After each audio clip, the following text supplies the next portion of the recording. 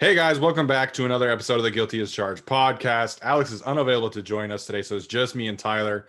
Tyler, how are you doing today? I'm doing well. I'm not as busy as he is, apparently. I just got off of school and he's just now trying to figure out how to start it and get ready in the morning. So I'm doing much better than him. How are you? I'm doing good, man. Today's a good day. We Good. I don't know about everybody else, but we have finally gotten our students back on campus. I work in a middle school for those who don't know. And it's been so nice to see, students. It's not full capacity, but having to do virtual learning for the last year, Oh, it was not fun. So getting kids mm-hmm. back on campus this week has been, it's a real treat. And middle schoolers, for once in their lives, are not miserable human beings. So it's been fun. Are they happy to be back? Yeah, I would say like 90% of students are happy to be back. We'll see how long this lasts. I was Sure. talking to my wife about it, just like I've never seen so many happy people on a school campus in the middle of February, because Yeah. usually like February after President's Day weekend, it's Mm-hmm. like, oh, I just can't wait to get to spring break. So it's been so fun to see everybody is so happy to be back, and it's been a good week for us. Good. That's great to hear. And, it's been a good week for the podcast too, continuing our work on YouTube and stuff like that. So if you do enjoy the show, please make sure and give us a like, subscribe to our channel, leave a comment if you learn something. If you don't learn something, we always enjoy interacting with you guys on YouTube, and make sure and keep the feedback coming. If you're listening to us on a podcast platform, please leave us a rating or review. We do really appreciate that. That does really help us continue to grow our brand and be able to pump out more content for you guys. So Tyler, we've got a fun show today, man. We've got a big time interview with that I did with Cole Cubelic, who works for ESPN and the SEC Network. Talked a lot about Landon Dickerson, Kyle Pitts, the big three receivers from the SEC. It was a great interview, and I hope you guys enjoy that. So that's going to come in a little bit. Shout out to him. He was so generous with his time. So I want to start with this though. Today has really been like the start of free agency rumors, and we saw that come out with Corey Linsley not being expected to sign back with the Packers. People are start turning out their predictions of who's going to sign where. But let's start with the Corey Linsley thing. To me and to you, and I think to Alex, I don't want to speak for Alex, but the Chargers getting Corey Linsley is like the biggest no-brainer of the offseason, right? Oh, I completely agree. Outside of John Johnson, who would just have that Staley connection, I think Lindsley is absolutely the biggest no-brainer. Easy slam dunk. There's need, there's fit, they have the cap. Yeah. I mean, everything is in place for this to be a move that the Chargers make. It really does, man. And, all respect to Dan Feeney, I was really hoping that after the first three games that he was like, it really seemed like he was turning a corner. Mm-hmm. And then it just really took a dive off a cliff, man. And so, Yeah. Pro Football Focus is not the end all be all in terms of evaluating players. We all know that that's established. But to go from a bottom 5 graded center to the number 1 best graded center would be a massive, massive upgrade. And, this isn't like signing Brian Bulaga where, I had some people today like, well, why were they signing another Green Bay Packer? It's like, well, Brian Bulaga had injury history. Linsley has largely avoided the injury bug, knock on wood, if he's able to come here. He's been so reliable for that team and really has turned it up a notch over the last 3 years. And he gave up fewer pressures than Feeney did sacks this year. Like, Boy. the upgrade from going from Feeney to Linsley, it's massive, man. It's so big. Yeah, absolutely. And that's an incredible stat, by the way. When you pulled that, I was like, I mean, that is the stat of the offseason. Yeah. You don't need to argue anymore. And, more than anything, Linsley being there will help out what we expect to maybe like 2, maybe 3 rookies or new free agents along this offensive line and make things so much easier for everyone. Like, Dan Feeney, he was my breakout player of the year, and he looked like he was going to be that guy. It never worked out. And just that communication for everyone is so, so important. And anytime I've watched you break down film or when we spoke about the Chargers offensive line for a couple of games during the season, you always talk about that communication. What are they expected to do? And it just didn't seem like the Chargers ever had that figured out, partially because of maybe Feeney, partially because of inexperience and new guys, but just having Linsley there to bring these new free agent class or new draft class together and then also be really good at his job is such a no-brainer. And then if you can keep him through Herbert's rookie contract, you have nothing but great play from Herbert for at least that rookie contract as long as they have Linsley. Yeah, it's funny you mentioned that because Chris Harrison actually responded to me and said, Linsley's a baller. I hope that the Chargers could get him. because that really, it's like the biggest way for a team with a young quarterback to help him take that next step is either get him more weapons, which we saw with Josh Allen this past year, or get him a better offensive line. And so I know there are going to be some people who are going to worry about Justin Herbert potentially regressing a little bit, maybe having a little sophomore slump. I think his numbers could certainly come down a little bit. That could happen because of a more efficient running game, better defense, game scripts that don't call for him to throw the ball 50 times a game because they're losing or coming back. So, but to avoid a full-on slump, like the Chargers have to address the offensive line and it starts with the left tackle position, but upgrading the center position, I think is second to that, because the center makes all the calls, and Justin Herbert can make, protection calls. Like, he is a smart enough player to do that. But having a veteran center that can come up to the line of scrimmage and say, this is what we're doing, it takes pressure off of Justin to be able to really just focus on, reading the secondary, identifying blitzes, reading the defense post snap. And it just makes things easier for him. Yeah, you nailed it right there. From everything from, Herbert potentially regressing this season, it's possible. I was just thinking today that it's very possible that Joe Burrow has a better statistical season than Justin Herbert, because Joe Burrow might have to be throwing way more. Yeah. Herbert might be the more efficient quarterback. I know Herbert has a new system. I'm not particularly worried. I mean, yeah, there will be some learning curves, learning pains, but Justin Herbert's a biology major. All we do is take a semester, put it in our heads, spit it out, and do the next semester, like ecology, and then we're doing cell, and then we're doing, organic chemistry. So I don't have any, I'm not worried about him figuring it out and holding on to information and learning something new.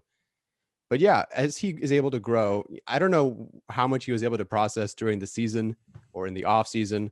He didn't really do much what protection scheme was he calling out at Oregon other than clap first throw? Like, I don't think there was anything you really had to do. Yeah, there was none. So I don't know how much he was able to, figure out. So for him to, maybe as he learns, it wouldn't surprise me if he's picked up everything in another season. But for him to just like, okay, you know what, Lindsley, you do your job. You make my job so much easier. And then I'll do the best I can to make sure we score and move this ball down the field and reward you for this.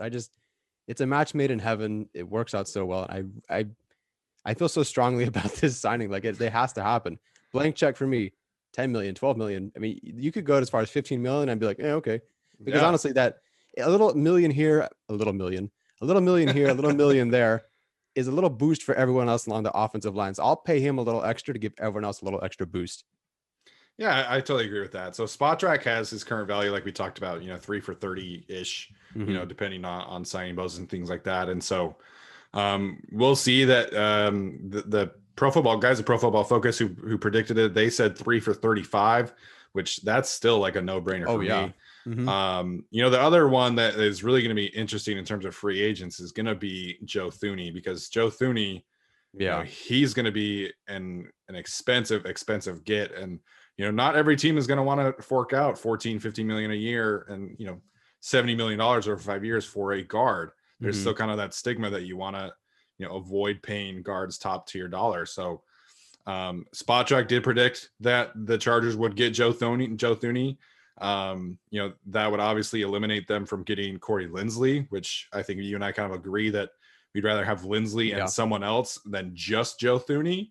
Because if you get Joe Thuney, that likely means that Dan Feeney is back. Maybe they draft a rookie, in the second or third round to, provide him some competition. But, getting Joe Thuney means that Dan Feeney is starting at center in 2021 for the Chargers.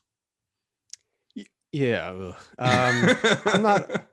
I mean, listen, if they get Joe Thuney, fine, that's great. The Chargers have, Tom Telesco has traditionally gotten that one prize free agent kind of guy. Franklin, not really Dunlap, but Dunlap, Barksdale for a little bit. Who else? Okung and Pouncey. Yeah. And they've all kind of taken care of their one spot. But then there's been, plug one hole, 3 others open. And I just think that they can't just plug that one hole. They're not that one guard or even 2 guards or 2 guards at a center away. They are 4.5 linemen away from, getting this thing to become a competent offensive line. So, great if they sign him, but I just think you have too many other holes to put all your money into one guy. Yeah, and I agree with that. And, that's the thing. Like, teams don't like to pigeonhole themselves into making decisions based off need in the draft. And so, it's going to be interesting. Like, you could take Elijah Vera Tucker at 13. We're going to get into more of this in a second, but Sure. if you sign Joe Thuney, that means like you don't have a choice. Like you have to spend 2 or 3 picks in the first 3 or 4 rounds on offensive linemen, which I'm not going to complain about like that. Like that would be a fantastic Nope, me outcome. neither. But teams don't want to be like, okay, like we have good corners, we have good secondaries. Like we really just need 3 or 4 offensive linemen in this draft. Like teams want to have flexibility, and obviously, Tom Telesco has lived and died by the best player available mantra for his entire career with the Chargers. So Joe Thuney, it would be great. Like he's an amazing player. Sure.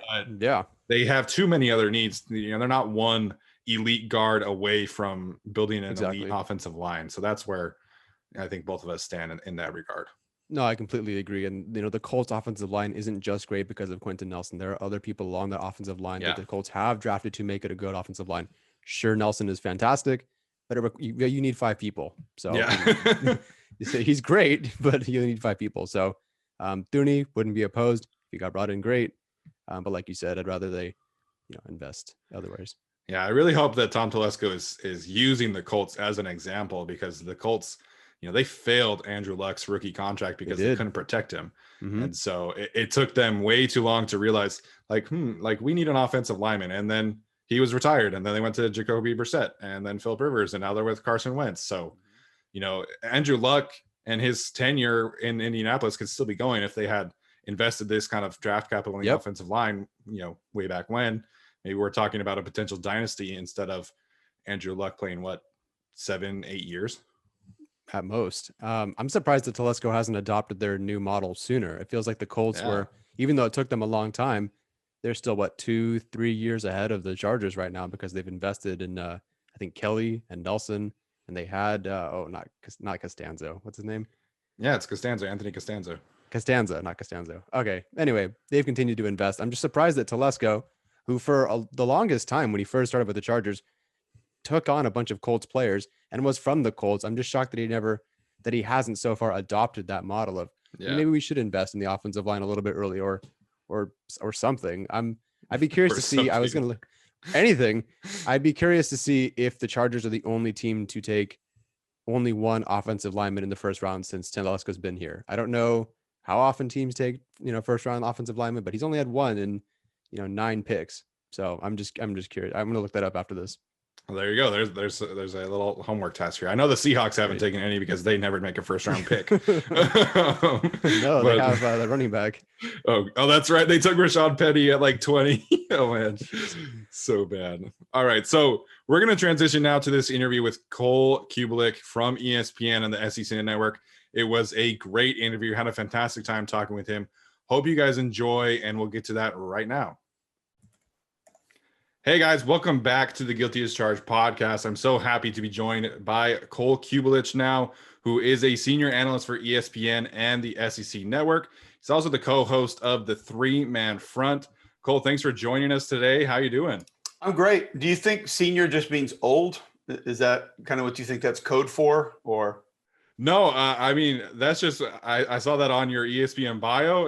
No, I'm wondering if they're like, he's one of our older guys. Let's call him a senior analyst. Well, I don't know if you know who Benjamin Solak is, but I think he's younger than I am. I think he's 23, and his title for the Draft Network is senior analyst. So there you go. Okay, there we go. So super happy to have you on, man. And I think the rightful place, because you played center, I played center in high school, obviously at a very different level than you did, but Landon Dickerson is one of my favorite players in this class. What is your evaluation of him, and do you think NFL teams should be worried about his injury history? Not the injury, no. I know he was a little bit banged up at Florida State, but I think that was early in his career. This individual injury that happened at Alabama, I mean, if you saw the way that it happened, he's kind of getting thrown down, going down with the guy, and kind of gets rolled up on. Some people said that they thought it was even a little bit cheap towards the end of the play. I don't think that that's something that you look at him and say, I mean, it was definitely an awkward torque, not something that I think there was a reason as to why it happened. I guess I'm saying is not that, he's fragile or anything like that. And he's been, the last 2 years, he's been pretty healthy, pretty consistent. And I'm a big fan of his. I'm a big fan of his personality, number one. I know how difficult it is to go to Alabama and be one of the leaders and be an alpha on that football team.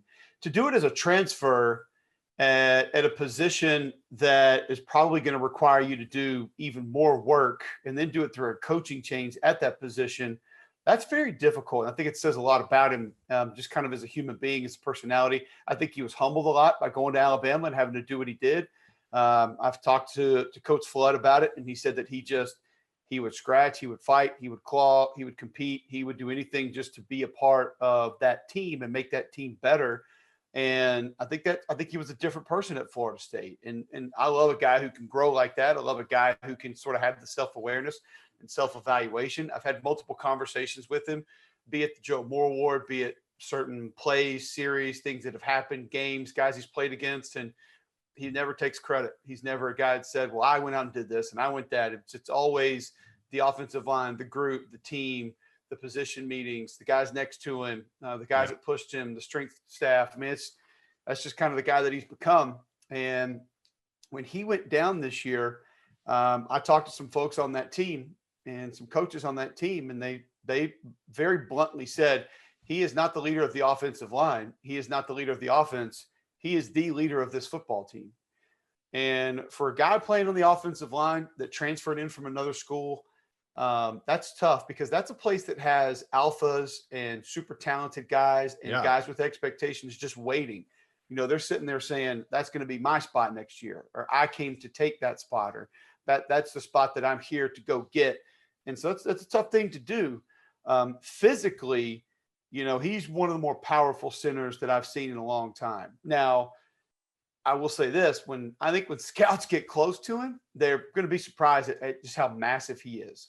Right. I was down on the field for the Kentucky game this year. We had that game, and I always walk down in the end zone where the O-line's working. And I hadn't been next to him in a while, and I couldn't believe how big he was. He is more massive than Alex Leatherwood, who is going to start in the NFL at tackle. And you kind of saw them next to each other. And I mean, Landon's shoulder measurements would be wider. I mean, Alex is going to have longer arms, and you know, maybe be a guy that obviously has bigger hands, something like that. But I mean, Landon had broader shoulders, like his hips were bigger. And I'm just sitting there thinking, good God, this is a center, you know, and he's this massive of a human being. The way he plays the game is he may be the most fun to watch. I would say he and Trey Smith, when Trey's really going, are the two most fun offensive linemen since Quentin Nelson left college football to watch. They just have that kind of play in them. They have that mean, that nasty. They want to go out and dominate people. And I love that because I don't think you can instill it. I don't think you can coach it.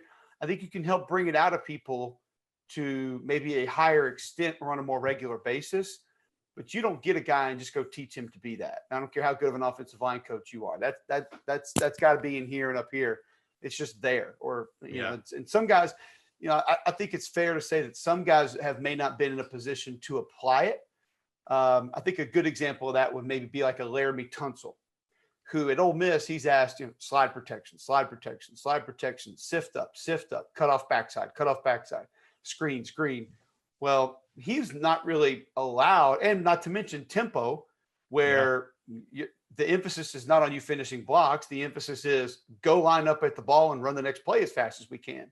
So I think he was a guy that would probably get to the next level and then be allowed to introduce some of that to his game, which he has, but we just weren't able to see a ton of it in college.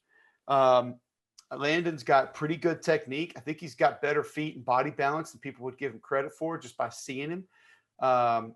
He's not a great looking prospect like a Mike Pouncey at center. I'm not saying he has a terrible body. I'll never be one to talk, but I just think people are going to look at him and say, oh, he's not super athletic, or, oh, he doesn't move very well.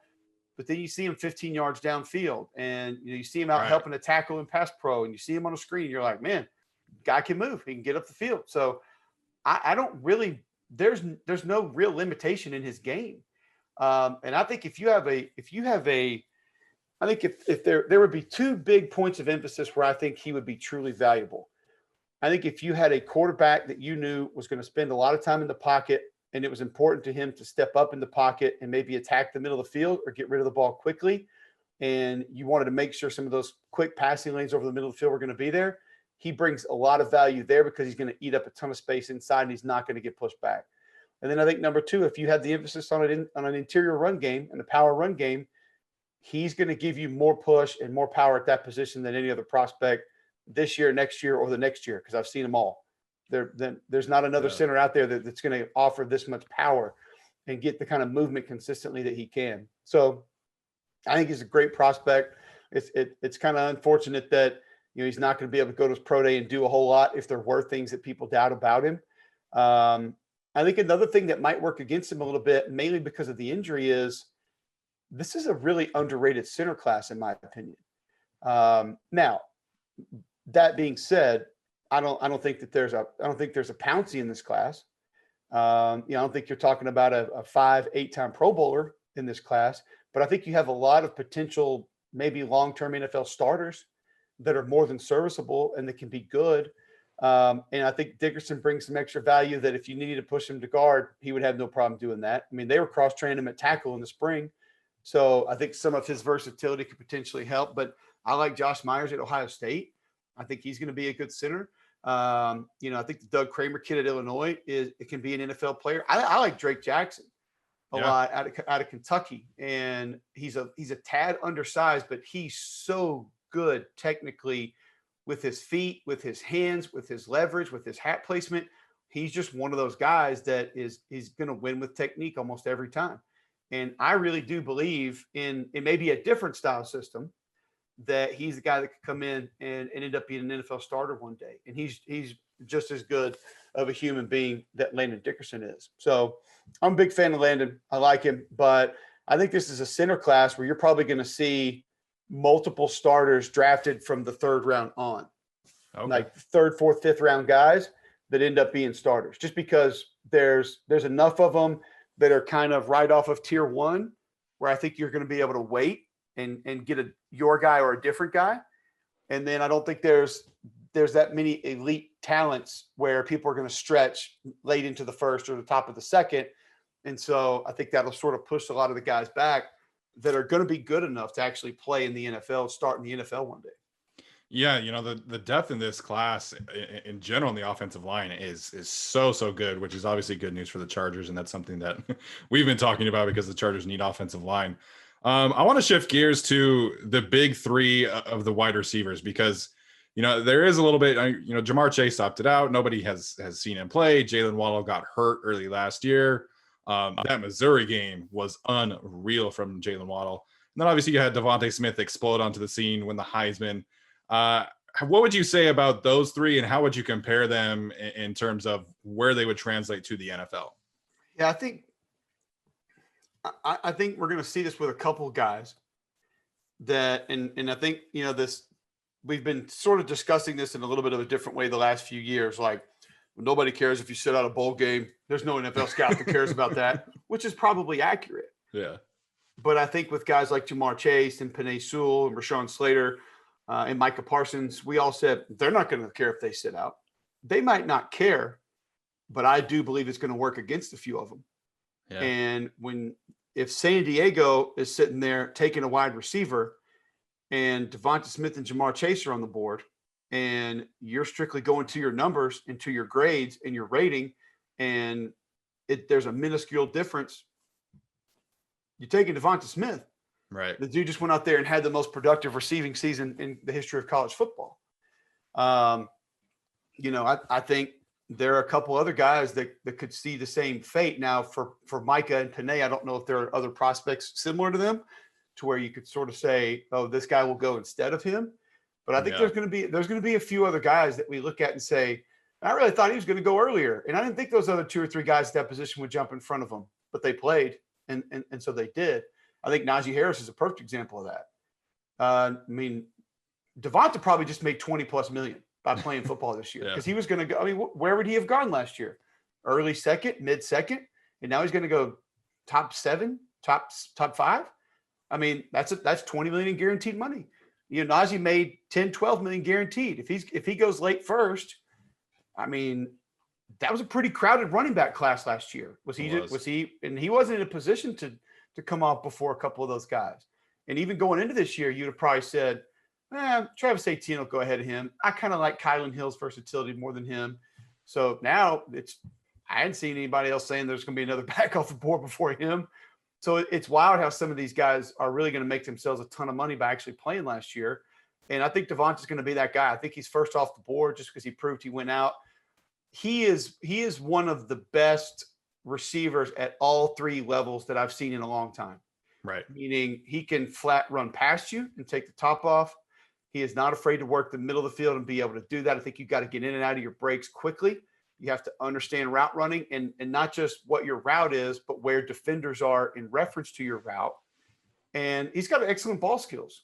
We see so many super talented receivers that, the kid coming out of Clemson. Like I remember going back and studying Clemson going into the playoffs, and I was thinking, why is nobody talking about this guy? Like, he's making amazing catches all the time. But then next thing you know, you're looking up and there's a drop or there's a ball right there in the end zone, Cornell Powell. And you're like, man, he just dropped the ball right in his belly. And so 2 highlight catches a game, 2 big negative drops a game. Devonta doesn't give you that. I mean, he is just as polished and as solid as they come. And I don't think from a skill set perspective, Jamar is very far off from him.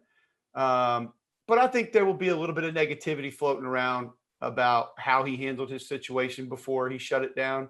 And then there's the fact that he shut it down, I think will be frowned upon very lightly. But he's super skilled too. I think he's a little bit thicker, and I think people are going to like that. If you wanted to work your guy in the middle of the field a little bit more, maybe he gives you a little more value. I think if you need a guy to just go up top a little bit more, Devonta probably your guy. If you're looking for super versatility, then I think Jalen's your guy.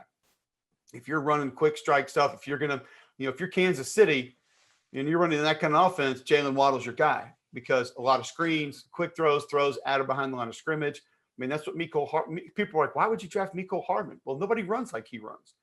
Fast. People ask, Oakland, all these receivers on the board, why would you draft Ruggs? Well, Ruggs does something that none of the others are going to ever be able to do, and it's run the way that he runs. Right. Jalen, it's really unfortunate there's not going to be a combine in Indianapolis because I think Jalen would have blown some people away with what he would have done with his 40, and that would have probably changed where he came off. I'm really interested to see like how they even what are people really going to think about these 40s at these like virtual pro days? Are NFL scouts just going to take that for the gospel? Like what if just say Anthony Schwartz goes out and runs a 4.19? It's possible. Like that dude is crazy fast. Right. But is he going to get is he going to get like Chris Johnson type hype with what he do 4.22, something like that at the combine? Like, is he going to get that kind of hype by doing that at the indoor facility in Auburn? Yeah. I don't know the answer to that. I just think it's really interesting because we got a couple guys, Schwartz, Waddle, maybe Smith, who are going to absolutely burn. I mean, they are going to burn. And are we going to look at that and say, strength coach helping them out or hand time? No, we can't really count that. It's going to be fun to watch how people take it. And if that does actually skyrocket a few players like we've seen happen in the past, we've seen that before. Waddle can take any ball anywhere on the field and turn it into a touchdown. And that's not just catching it. That's running it. That's receiving it via punt, via kickoff. So if you want to use your guy on special teams, you need some of that. I mean, Devonta returned punts too. So if you needed that, he's got that. I think Waddle is just Mr. Utility Knife, super guy. You just use him anywhere. If that brings more value to what you want to do, then I think Jalen Waddle is your guy. If you just need a number one, Devonta Smith, I think is your guy. And then I think if you're debating those two, but you're going to work this receiver in the middle of the field a little bit more, maybe Jamar Chase is your guy. I don't think you could go wrong with any of the three. Right. And I think that I think that you can be a little bit picky based on exactly what you think you want to do with them. But if it were me, it would probably be Smith, Chase, Waddle. I have a little bit more concerns about the Waddle injury than I do, say, Dickerson's injury, just because, we did see him. I mean, he played in the title game, and the guys that I talked to said he was fine afterwards. But it didn't look great. So it makes you wonder a little bit. It does. And, I have to say, like, the whole game plan really shifted from what I could see once Waddle let down it. And that really benefited Devontae Smith because it let him Yep. do more things and it let him, show off that speed too. The other big one that I think a lot of people, and maybe it's a possibility for the Chargers at pick number 13. I personally don't. What do you do with Kyle Pitts? Because, like, it's not a bad thing, but are you going to bulk him up and play him as a tight end? Are you going to leave him in a similar role where he's kind of a hybrid? Or do you say, hey, I want you to slim down a little bit and we're going to make you a full-time receiver? Probably not the full-time receiver, because I think that you would have to, I think you need a little more twitch to be that guy. Okay. I mean, when you first asked the question, my response was everything.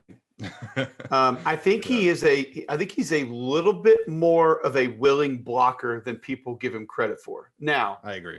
does that mean he's Gronk at the point of attack? No. But at least the guy's willing to go in there and put his face mask in somebody's chest and try to work them back off the ball, where you've seen a lot of these guys, these flex hybrid, still think they're playing basketball. They want nothing to do with that. Yeah. They're not coming up there to help him pass pro. Like, they're intentionally whiffing in the run game. They're hoping that they're backside in the run game. You can tell when you watch it. I think Kyle's at least willing, which means, okay, you're not a liability if we line you up there. Like, you might get your ass kicked, but at least you're not just olaying guys to get out of the way so you can avoid contact at all costs. Man, I'd flex him out. I mean, I would use him in a similar way that Mullen did, in that we will find a matchup that we like and we will make you adjust to it. And if you don't, we'll abuse it. And he can abuse a lot of guys because he runs extremely well. He has a massive catch radius. He has great hands and super fluid, super athletic. So I don't know if I would change up much about him. I would almost try to just go back and see how Dan used him and just try to implement that into your – I think the NFL is going more that way. It's going more the way of, okay, how are you successful and how can we help keep you that successful and alter what we do a little bit, instead of for however many years it was, no, man, this is what we do. If your game doesn't translate, you just probably won't make it through your first contract. Yeah. So I think guys know now, let's do everything we can to be versatile and flexible to allow some of these super talents to go out and be productive. And I think Kyle Pitts is a super talent. He's so much fun to watch. I love watching Kyle Pitts. Some two players from Kentucky are really like generating some buzz recently. Daniel Jeremiah put both of them in his top 50 recently, I think yesterday. And that's Kelvin Joseph, the cornerback, and then Jamin Davis, the linebacker from Kentucky, both of those guys. What can you tell us? Because I don't think most people know much about them. What is your impression of those two players? Both big high-level competitors. And, it's kind of cool to see what Kelvin Joseph did, because, Boss Man Fat is his rap name. Love that. It's so funny. You put the film onto the Auburn game to open the season, and Seth Williams made him look bad. Seth Williams made him look really bad. And then you didn't see too much of that the rest of the season. Now, you saw a couple bonehead penalties in the next game or two, maybe just still frustrated. And Coach Stoops told us that he had to sit him down a few times and talk to him about how he was hurting the team and about how he knew he was frustrated, but the way he was acting was selfish. And he said he took the coaching, he accepted it, and he went out and he just got better. He is a guy that he's got that Dion mindset, just that 10-second memory that, all right, gave up a 90-yard touchdown. I'm going to come back. I'm going to get in your face. If I need to jam you, I'm going to do whatever it takes to win. And it's just not going to bother him. It just isn't. Super competitive. And a guy that I think if you need to play a lot of man, he can be successful doing that. And he won't mind doing it. I think there are a couple of guys on this team that, and a lot of them are coming back, and I think you're going to get some of the same stuff next year with guys that just – Brad White does an amazing job of just getting his guys to play team defense. And I think that there are going to be certain guys that maybe could have been a better fit other places. And I'll give you a perfect example of this. So 2 years ago, I saw Jamin flash multiple times. And he wasn't a regular starter, didn't play all the time. And we had Kentucky we had us like 6 times that year. And so it got like after the third time, we'd sit down with Brad and I would say, all right, why are we not getting Jamin going? And he would just laugh. He's like, why do you say that? And I was like, well, I saw that third down dip and rip in the fourth quarter, and like the dude just is super explosive, big time get off. And he would just laugh and say, sometimes I need him off the ball, sometimes I need him in coverage. So he doesn't have a full array of pass rush moves yet, so we don't know if we want him to live there. So he did everything that they asked him to do, and was very coachable, and was still competitive, and was a leader, and was a guy that they really liked on that team. So I think he brings a ton of versatility. I mean, I think he's a guy that he's a little light, but he could almost make a living off the edge. Like, I think he's that twitchy. I really do. And he's pretty long, but I think he's someone who could be super versatile, and he's powerful enough to play blocks. He's not afraid of taking on contact, and he can just flat out run. I mean, he is twitchy and he can run. So I don't know if maybe there was the best fit for him on an every down basis in what they were doing. Yeah. And, I think that there could be some schemes at the next level that have that home for him, that are going to allow him to do one or two things that he's exceptional at all the time. And he got a chance to be a starter for a while, I think. Yeah, it's going to be really interesting to see where both of those guys land. Dan Jeremiah put him at 21 in his mock draft the other day, which Kelvin Joseph, that is. So I have two more questions for you real quick. You're an Auburn guy. You mentioned Anthony Schwartz already. I know there's also KJ Britt, the linebacker. What can you tell us about some of those prospects from your alma mater? Anthony Schwartz, I think, still has a higher ceiling than a lot of people believe. I spoke to Ryan Russell, the former Auburn strength coach, about him a lot going into the season and during the season. We had Auburn a couple of times this year, and he raved about how much Anthony did himself to help make himself a better football player on his own. And we were kind of talking about some of these guys at the beginning. You've seen these track guys that, I mean, they've got two directions on their compass. They're really good at it, but when they're asked to do a lot of other stuff, it doesn't normally go well. I still think he has a long way to go with some of the lateral stuff, with some of the intermediate routes, but he got a lot better at it. He changed his body this past season. And Ryan told me, he said, we got him up about 8 pounds, and he was willing to put on more, but we knew that track was something that he still had in the back of his mind as a goal, potentially the Olympics. And he's like, if a dude thinks he can get to the Olympics, we're not trying to get in the way of that. Like, we want to keep that door open because that's pretty special. Right. And so I do think that'll be a question for some teams is, are you going to be 100% dedicated to football? And do you want to just be a football player? Because we're paying you a lot of money to do that. But he went out and worked on his lateral movement, his lateral quickness. He worked his hands. He worked the intermediate stuff.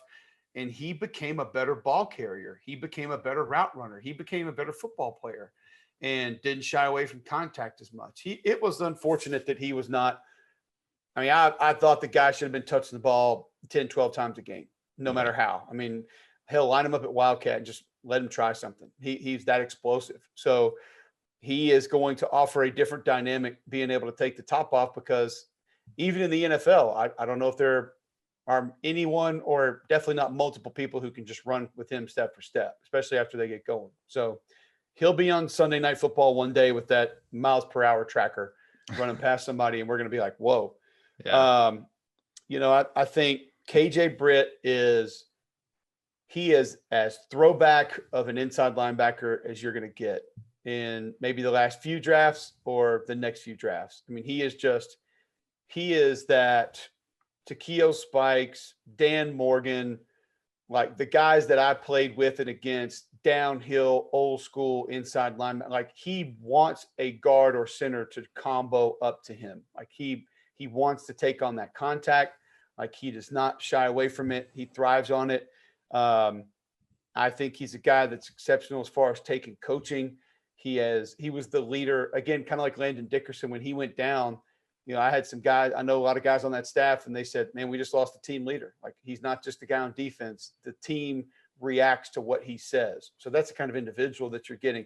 I think he can be super productive for a long time.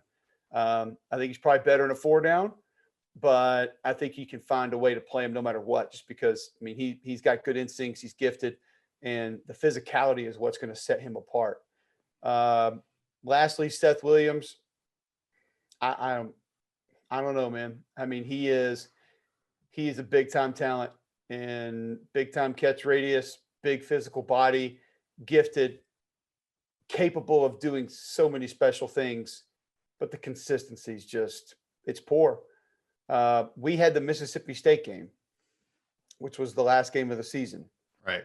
And the last time he caught a touchdown pass was the first game of the season that we just referenced earlier against Kentucky. You cannot be that good and go on that kind of a stretch without getting the ball in the end zone. And I know the offense, there are some issues with the offensive line. There were some issues with quarterback. But that quarterback also knew where he was and made sure to at least try him a few times a game. So I think that would depend on the franchise. That would depend on the locker room. That would depend on that one is going to have to be right from the top down. If you're going to think about taking him in the second round, early third round, and it working for a long time. Yeah, that it's been a tough one. You know, J.C. Horn gave him a lot of problems in their game against South Carolina. So J.C. Horn gave a lot of people a lot of problems. He's really good. Yeah, he is really good. I love J.C. Horn. So Cole, this has been great. My last question here, is there somebody that you think from the SEC, you know, that's going to go on day 3 and really outproduce that selection? Maybe a couple underrated guys you referenced, you know, a guy like Drake Jackson, any other underrated guys you think from the SEC could come out this year? I like Drake. I'll tell you a guy that I think if he gets the right opportunity and stays healthy, that could be really good in the NFL is Rakeem Boyd, the tailback out of Arkansas. Okay. He ended up opting out and he could have come back. I talked to Coach Browse about it, and Kendall really was hoping he would come back, understood it, and wasn't mad about it. But I think with one more year, he could have really helped himself. He's big time explosive. And he's a guy that when he gets into the open field, you're not going to catch him. Really, he would be really good in sort of an outside zone stretch play system where he could utilize some patience and then sort of just get north and south. Durability has been a concern. I talked to Sam about him. Sam loved him, but you know, durability was something that they were a little bit worried about, and that they kind of looked at and said, all right, if you can't stay on the field, like, you know, you're not going to be able to play a whole lot.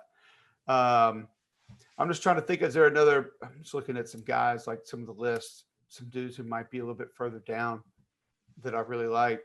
Who are some lower tier guys that are coming out? I personally really like Josh Palmer, the receiver from Tennessee. He's got some juice, man. He really does. And, you know, he was pretty much all they had. Yeah. They had a couple freshman receivers that they liked, but they didn't have a lot of other guys who could just take the top off or could really hurt you down the field. Like they didn't have those guys. So I think he's got a chance to make a team and be somebody who could really help you, especially sort of inside. I think he's someone who could help out. I'll tell you one guy who I kind of like that I see rated low for a lot of people is Malik Herring out of Georgia. I mean, and one of the reasons that I throw his name out is this is a very thin edge class. Yeah. In my opinion. I mean, I think if you were just taking football player, I think the two best edge defenders in this class would probably be Basham and maybe Quincy Roche. As far as just total skill set, technique, fundamentals, ability, can read, wherewithal, Understanding of system scheme. Now, do those two have Jalen Phillips, Gregory Rousseau ability? No. But like I see Kwity Paye at 15, 18 for a lot of people. Like, I don't feel like he has a ton of twitch. Like, I mean, I think he could be great in a 3 down, but I don't think he's going to live off the edge in a 4 down and just be an every down pass rusher. Like, he's not that guy for me. You know, Dalen Hayes is kind of a bigger, thicker, muscular, heavy-handed guy. Like, who are your twitchy edge guys? There doesn't seem to be a ton of those guys in this draft. So it's, I think that could be sort of a name to watch. Yeah, those are the ones that kind of come to mind right off the jump. I don't know where are you seeing Nick Bolton mocked? Because I don't know if there's another inside linebacker I would have ahead of him. And it's kind of weird to me. He's been getting back into the first hype recently. It's definitely been building similar to Kelvin Joseph. It's been building up recently, but I'm a big fan of him. I think he's an old school inside linebacker who can cover, but his athleticism and range is outrageous. People are going to hate me for saying this, but I'll give you one more, and it's the punter out of Kentucky. Okay. Max Duffy. He was at the Senior Bowl, right? Dude's a football player. He's tough. He'll run the ball. He can spot it about wherever you want. He can hit your rollout punts. I would say he might be a dude to kind of watch late that could be off the board. I think he could be a legitimate weapon. All those Australian kickers are good in their own right. He just seems to have a little bit of a bigger bag of tricks and tools than some of the other guys I've seen. Yeah, it's definitely an interesting one. We usually see one or two punters get drafted, and I think that would be a super interesting call for a team that needs a punter. It's a punter. It's a punter. So he's closer to a football player than most punters, and I guess that's why I wanted to throw his name out, because kickers are not football players. That is true, man. I don't know if you remember Mitch Wishnowski from my alma mater, Utah. Mitch was the same way. Mitch could lay some wood and run a little bit too. I played with Damon Duval at Auburn, and he would legitimately cover kickoffs. He would kick off, and then he would sprint and cover kickoffs. Wow. I think he was the MVP of the CFL one year. He kicked off, he kicked field goals, and he punted. And if I'm not mistaken, he was the MVP of the entire league one year in the CFL. That's awesome. He was a little bit of a loose cannon at Auburn, but he figured it out. I love that. What a story. Well, Cole, thank you so much for joining us, man. Where can Chargers fans find you if they want to follow you? And do you have anything coming up that you're working on in the next couple of weeks? I'll be doing Sanford, Western Carolina, Saturday at 1 Central on ESPN Plus. I'll be in the booth for that game. So looking forward to doing a little spring football. I've got their 4 home games. And then at Cole Cubelic, Cubelic. That's Twitter, Instagram. And then my radio show is 3-Man Front on WJOX 10 to 2 weekdays Central. And that's on joxfm.com, joxfm.com. Awesome. Well, thank you so much, Cole, for joining us. This has been fantastic. And Chargers fans, make sure you follow him. And he does some good stuff on guest podcasts all the time. So he's always working. Definitely someone you want to follow. Thanks again, Cole. Thanks for having me. I appreciate it. All right. So special shout out to Cole again for taking his time out. If you missed my breakdown on Landon Dickerson, I hope you listened to that interview and came away with super impressed with Landon Dickerson, because I think Landon Dickerson is a fantastic player. No brainer for the Chargers if he's there in the second round. I don't think that's going to happen, but if he is there in the second round, I think that's a no brainer. Had a great time talking with him about the receivers in this draft, Kyle Pitts as well. So thanks again, Cole. Hope you guys enjoyed that interview. All right, Tyler, let's get to this other scenario, because, I personally, I think you share the same sentiment. It's been offensive line or bust for me at pick 13. It still is. But PFF, they predicted free agent signings today. They had the Chargers getting Alejandro Villanueva from Pittsburgh to come in to start at their left tackle spot, which makes a lot of sense because of Sean Sarrett. They have that connection. They have the need. But that obviously would have major ramifications on the draft order and the draft choices for the Chargers. So how would signing Alejandro Villanueva change things for you? And what would you kind of go forward with in that direction? Depends what else they do in free agency, of course. If they've only signed one tackle, then you can go ahead and take your interior guy. If it's Vera Tucker, if that's Slater, fine. Trade back, whatever. But let's say it's not offensive line. I personally would go corner, but I've had this itch. And I recently said something as early as the second round that they take an edge guy. For some reason, I can't get it out of my head that they're going to take an edge at 13, or if they trade back somewhere in that first round. Yeah. And I just think that there are two guys, not that they're my personal favorite edge guys, the guys like Kwity Paye and Gregory Rousseau, who I wouldn't take at 13, but they both do one thing very well. I don't think it's rushing the passer, though they do have the athleticism, high motor, and there's a lot of good things about them. They do defend the run very well. And I just think that the Chargers don't have that kind of guy on their roster right now. Unless you're expecting Jerry Tillery to take that step forward, not really. So I can't get it out of my head that they're going to take someone like Kwity Paye, and who's excellent defending the run. You could plug him right now in the league, and I think he would be a great run defender. The way he handles the run, I think those smarts, those instincts, that IQ, I think you can translate that to pass rushing abilities eventually. Yeah. So for some reason, I just can't get that out of my head. Like if they pass on, if they take offensive line in free agency, while it wouldn't be my pick to take, an edge guy, I just can't get those guys out of my head. Even though they're not my favorite edges, like I'd rather take Phillips or Ojulari there. Yeah. But I just feel like they might want a guy who's a little bit better against the run right now, who they think can also develop into a good pass rusher. Well, Ojulari is my highest rated edge rusher. I think I mentioned that a couple of weeks ago. Just athletically, his flexibility. I tweeted this video from somebody else, and he just has like this crazy amount of balance and flexibility. Yeah. And he's only 20 years old. He turns 21 in June. So like there's a ton of potential there. But there's also a ton of potential in Rousseau. Like, you and I have been kind of critical of his lack of pass rush, but Daniel Jeremiah and Bucky Brooks were talking about this. He didn't really have a position at Miami. They used him inside, they used him outside, and he's the same height as Jerry Tillery. He's 6'7".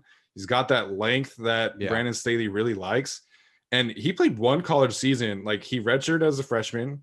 He had his redshirt freshman season, and he had 15 and a half sacks and 22 tackles for loss. Like I could totally see Brandon Staley, looking at that and going, you know what?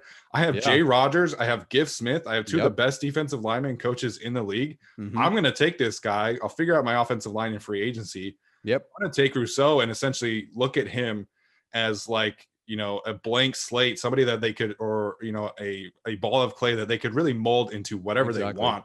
And that's really where, everybody was talking about like, oh, Giff Smith, it keeps Joey Bosa happy. Having Giff Smith and Jay Rogers is a defensive line dream. And like being able to take somebody like Ojulari or Rousseau and have them in that room, that makes a lot of sense to me. Like I wouldn't love it. Like it's not my choice. I preferred it to be an offensive lineman, but those two guys make a ton of sense to me.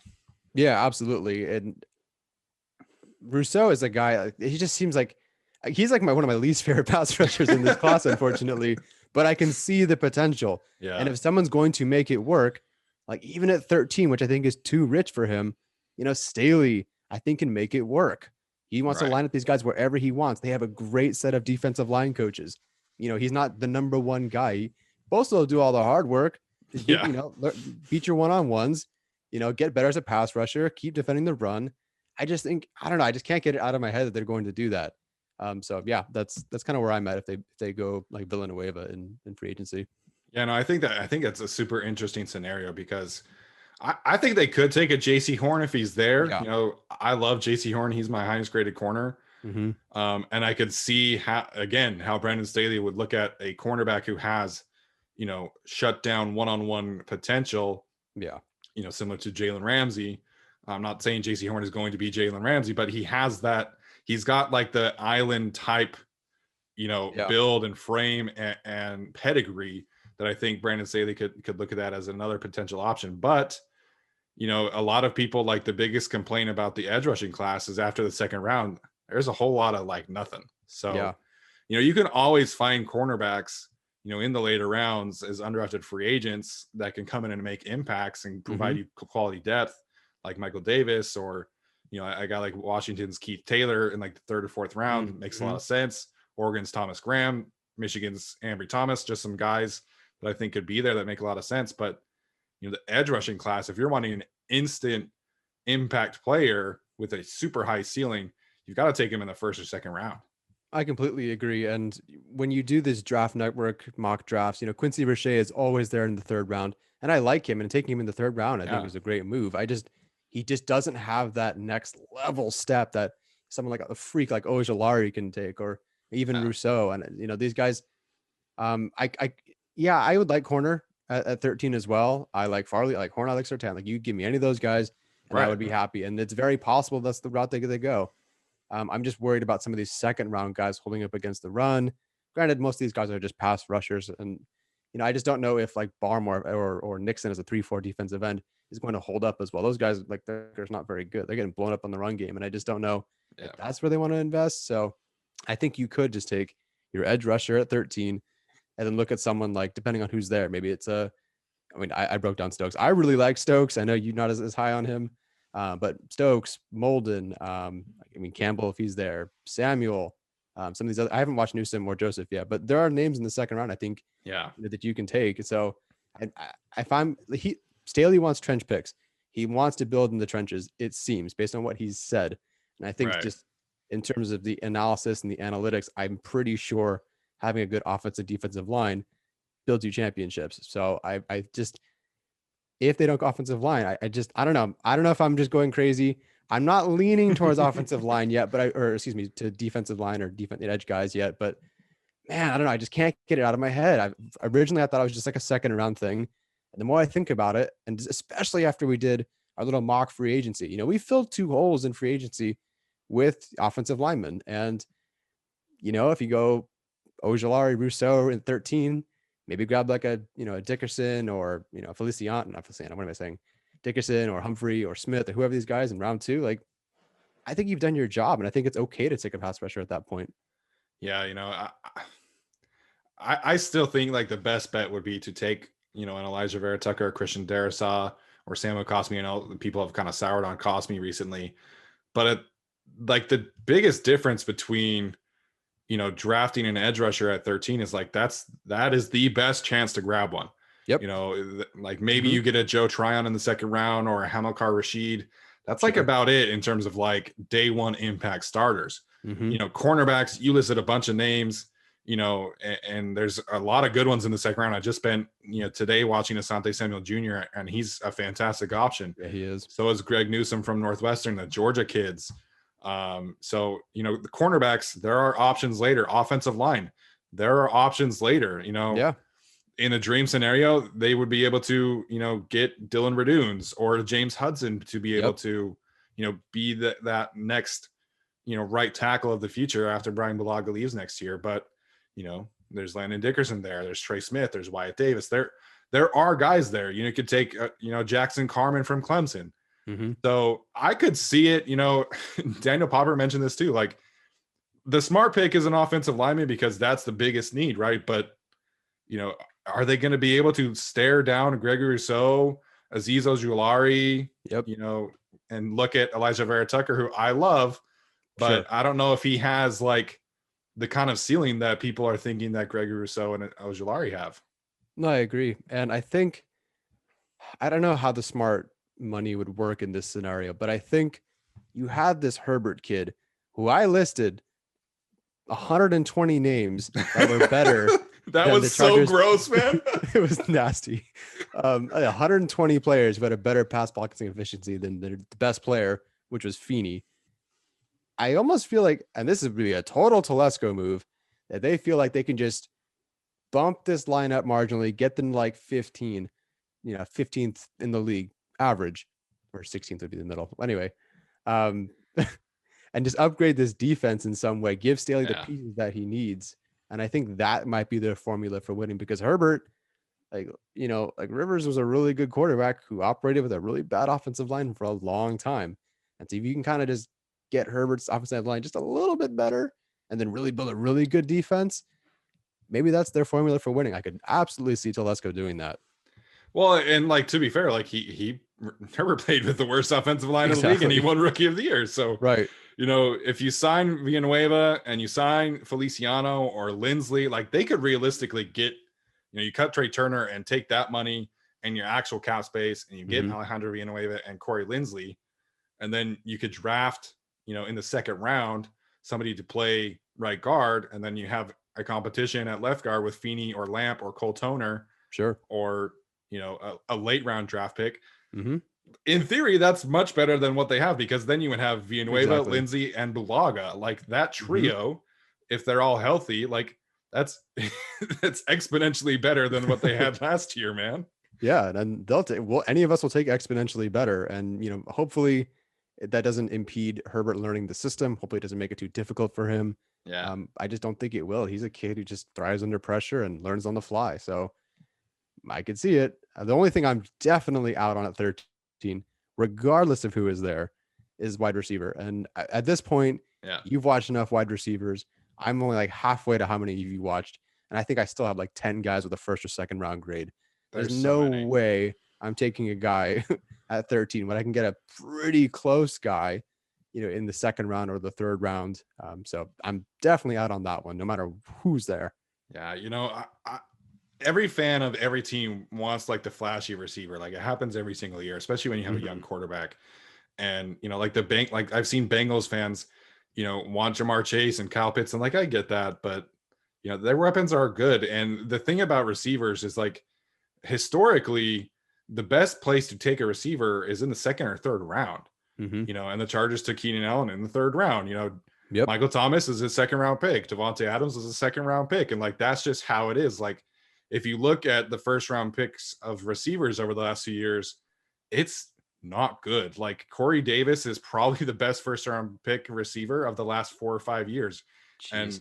And that's not very good. Like, the first round receiver class is littered with John Ross and Mike Williams. And stuff like that, guys who either don't stay healthy or they fail to, produce for where they were selected. And so, if you just look at the draft class that Mike Williams was taken in, you have Chris Godwin, you have Juju Smith-Schuster, you have Kenny Golladay, you have Cooper Kupp, like all these guys who are so much more productive than what Mike Williams has been.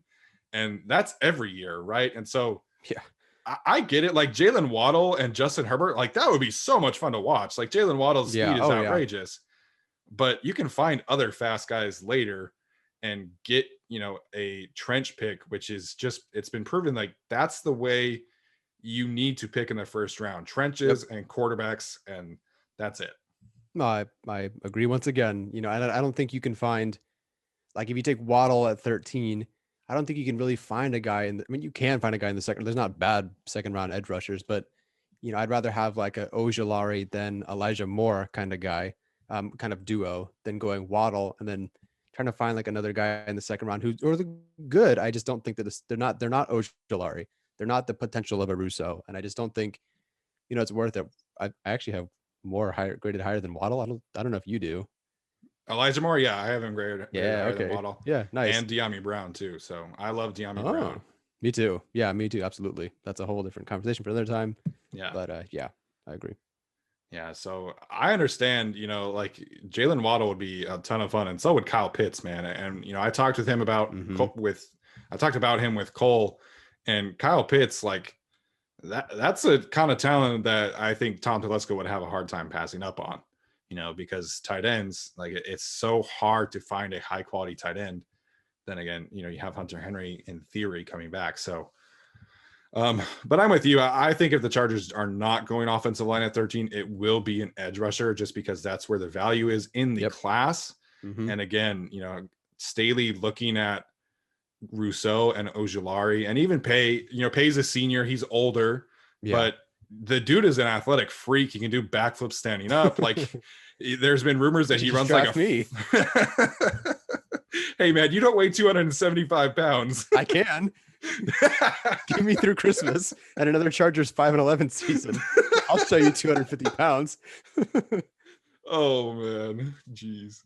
But there's been rumors of Kwity Paye running a 4.4, 4.5. So like, jeez, like the dude's a crazy athlete. So I totally understand. I think the Chargers should pick offensive line. They haven't picked it off first round offensive lineman in forever. So, but I think if it isn't, it's going to be an edge rusher. Yep. I not much more to add to that. I haven't watched any linebackers, so I couldn't tell you. It seems like Parsons is really the only guy that would be around there that's any good, and I don't think you're watching him, and I don't care to either. So the linebacker from Notre Dame is interesting because he's got like safety linebacker hybrid type potential. He's an insane coverage kind of player.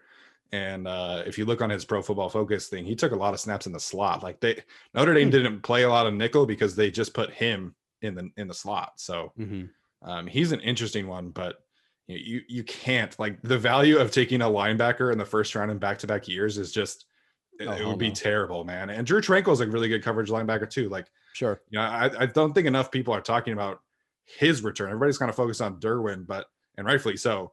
But Drew Tranquil coming back is huge for the Chargers too. That's a good point. Drew Tranquil, man, yeah, that's right. Nobody is really talking about him. I hope he turns out okay. It seems like he was pretty close to not returning, but he seemed pretty healthy towards the end of the season, right? He said in his interview the last day that if they had made the playoffs, he probably would have been able to play. Oh, wow. Okay. So that's good news. It's great news. Him and Derwin seem to be fully healthy. If you watch videos on Instagram of Derwin working out, like, it's insane the kind of athlete he is, man. So cannot wait to see what he does next year coming back healthy. Yep. All right. So Tyler, any other thoughts before we wrap up today, man? That's it. I mean, I think we kind of covered it, and I can't wait to have everyone listen to this interview because it was good. Yeah. So, and you just posted a video today on our Patreon page. I posted one earlier this week on Elijah Vera Tucker. So guys, if you're not signed up on our Patreon page, you're missing out on a lot of high quality breakdowns and things like that. Alex is going to continue to do his videos on Saturday, so stay tuned for that one. Thanks for tuning in. Like I said, please leave us a review, like the show, subscribe, leave a comment. We do really appreciate that. And we will see you guys next week. Bye-bye.